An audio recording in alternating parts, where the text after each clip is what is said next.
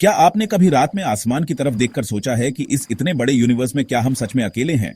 Ancient astronaut theory कहती है कि हजारों साल पहले दूसरे ग्रहों के इंटेलिजेंट लोग यानी एक्स्ट्रा टेरेस्ट्रियल बीइंग्स धरती पर आए थे। क्या हो सकता है कि इन एडवांस्ड विजिटर्स ने हमारी जिंदगी की शुरुआत और पुरानी ह्यूमन सिविलाइजेशंस को आगे बढ़ाने में एक क्रूशियल रोल निभाया हो? जरा सोचिए, पुराने जमाने के लोग ऐसे लोगों से मिले होंगे जिनकी टेक्नोलॉजी उनके सपनों से भी परे थी।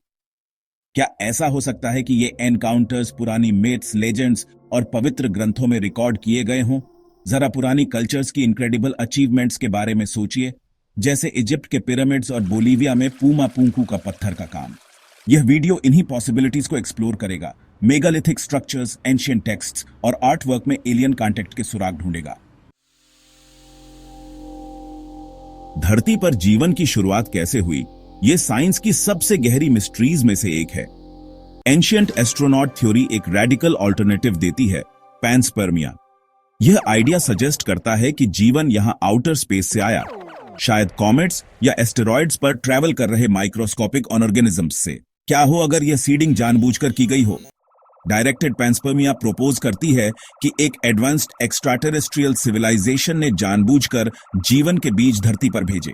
इमेजिन कीजिए, इन एंशिएंट एस्ट्रोनॉट्स ने धरती को जीवन पनपने के लिए एक सूटेबल कैंडिडेट के तौर पर पहचाना होगा। डीएनए की कॉम्प्लेक्सिटी पर गौर कीजिए। क्या किसी एक्स्ट्राटेरेस्ट्रियल इंटेलिजेंस ने जीवन शुरू होने के लिए जरूरी कैटलिस्ट प्रोवाइड किया होगा? एंशिएंट मिथ्स में अक्सर क्रिएटर गॉड्स की बात होती है जो स्वर्ग से उतरकर जीवन लाते हैं। क्या ये सिर्फ रूपक कथाएं हैं या ये असली घटनाओं की यादें हो सकती हैं?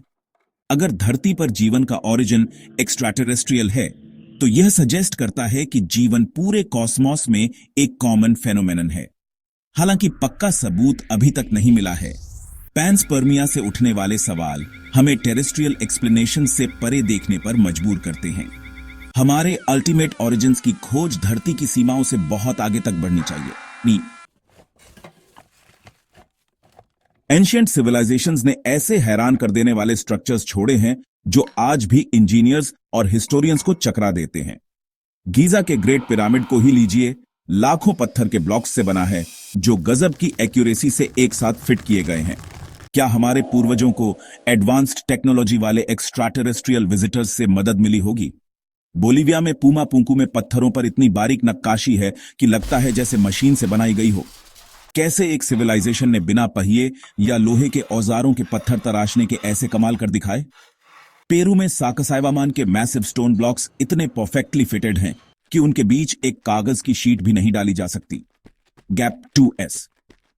अलग अलग एंशिएंट कल्चर्स में इन एडवांस्ड कंस्ट्रक्शन टेक्निक्स की कंसिस्टेंसी कई दिलचस्प सवाल खड़े करती है। क्या एंशिएंट एस्ट्रोनॉट टीचर्स का कोई ग्लोबल नेटवर्क था जो इंसानियत को उसके शुरुआती बिल्डिंग प्रोजेक्ट्स में गाइड कर रहा था? मॉन्यूमेंटल आर्किटेक्चर तो पॉसिबल एक्स्ट्राटेरेस्ट्रियल इन्फ्लुएंस की तरफ इशारा करता ही है, लेकिन एंशिएंट सिविलाइजेशंस में अचानक से एडवांस्ड नॉलेज का आना भी यही बताता है। सुमेरियंस, जिन्हें राइटिंग, मैथमेटिक्स और एस्ट्रोनॉमी का इन्वेंटर माना जाता है, अनुनाकी की पूजा करते थे और कहते थे कि अनुनाकी ने ही उन्हें सिविलाइजेशन दी। माली की डोगोन ट्राइब को सिरियस स्टार सिस्टम के बारे में एक्यूरेट नॉलेज थी, जो उनके मुताबिक उन्हें नोमो ने दी थी, जो सीरियस से आए थे। दुनिया भर में एंशिएंट स्ट्रक्चर्स में इनक्रेडिबल मैथमेटिकल और एस्ट्रोनॉमिकल अलाइनमेंट्स देखने को मिलते हैं। गीजा के पिरामिड्स ट्रू नॉर्थ से अलाइंड हैं और उनमें पीआई की वैल्यू एनकोडेड है।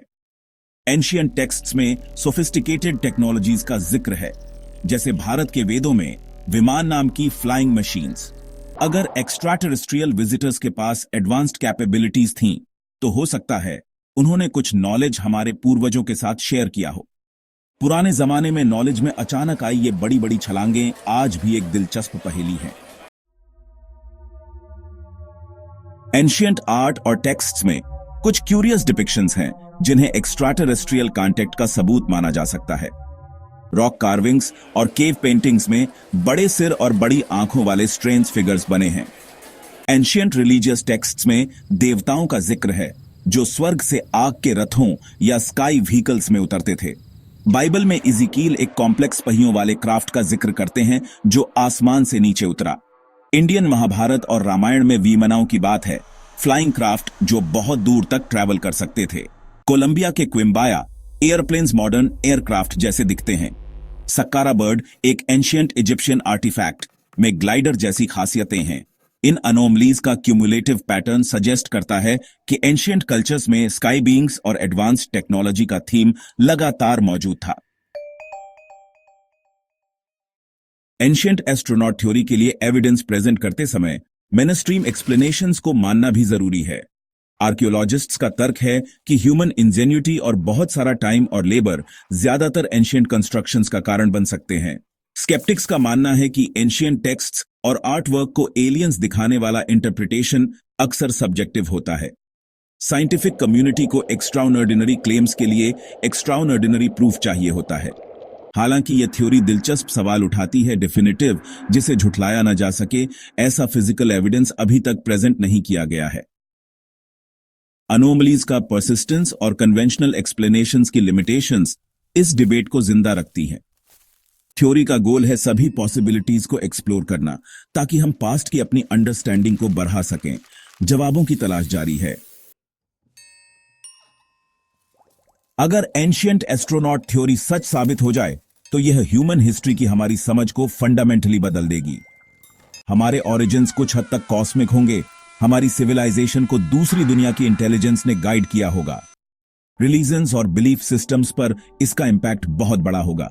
टेक्नोलॉजिकल डेवलपमेंट की हमारी समझ में क्रांति आ जाएगी। थ्योरी के कंफर्म होने का मतलब होगा कि हम अकेले नहीं हैं और कभी नहीं थे। इससे यह एविडेंस मिलेगा कि इंटेलिजेंट लाइफ यूनिवर्स में कहीं और भी मौजूद है। यह रियलाइजेशन ग्लोबल यूनिटी की एक नई भावना पैदा कर सकता है। पॉसिबिलिटीज लिमिटलेस हैं और हैरान कर देने वाली हैं। एंशियंट एस्ट्रोनॉट थ्योरी पर शक करने वालों यानी स्केप्टिक्स के आर्ग्यूमेंट्स पर गौर करना भी जरूरी है। मेनस्ट्रीम आर्कियोलॉजिस्ट्स का तर्क है कि एंशियंट सिविलाइजेशंस की अचीवमेंट्स ह्यूमन कैपेबिलिटीज के अंदर ही थीं। वे मानते हैं कि इन कमाल की चीजों का क्रेडिट एलियंस को देने से हमारे पूर्वजों की अचीवमेंट्स कम हो जाती है। स्केप्टिक्स प्रोपोज करते हैं कि एंशियंट नॉलेज धीरे धीरे केयरफुल ऑब्जर्वेशन से डेवलप हुआ।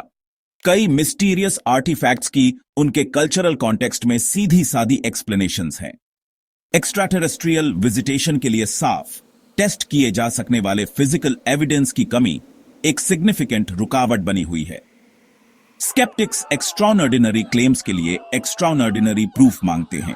यह क्रिटिकल पर्सपेक्टिव पास्ट को समझने की हमारी खोज में इंटेलेक्चुअल रिगर बनाए रखने के लिए वाइटल है। Ancient astronaut theory human history पर एक सोचने पर मजबूर करने वाला पर्सपेक्टिव पेश करती है। यह हमें दूसरी दुनिया के इंटेलिजेंट बीइंग्स से एनकाउंटर्स की पॉसिबिलिटी पर विचार करने के लिए चैलेंज करती है। कॉलोसल स्ट्रक्चर्स, एडवांस्ड नॉलेज और आर्ट में क्यूरियस डिपिक्शंस एक मजबूत नैरेटिव बनाते हैं। हालांकि मेनस्ट्रीम साइंस अल्टरनेटिव एक्सप्लेनेशंस देती है, इस थ्योरी का आकर्षण बना रहता है। यह हमें ओपन माइंड रखने और अनकन्वेंशनल आइडियाज को एक्सप्लोर करने के लिए एनकरेज करती है। इसके इम्प्लीकेशंस अगर सच साबित हुए तो रेवोल्यूशनरी होंगे। भले ही यह स्पेक्युलेटिव हो, यह थ्योरी वंडर और क्रिटिकल थिंकिंग को इंस्पायर करती है। अपने पास्ट को समझने की क्वेस्ट एक ऐसी जर्नी है जिसका कोई डेफिनेटिव एंड नहीं है।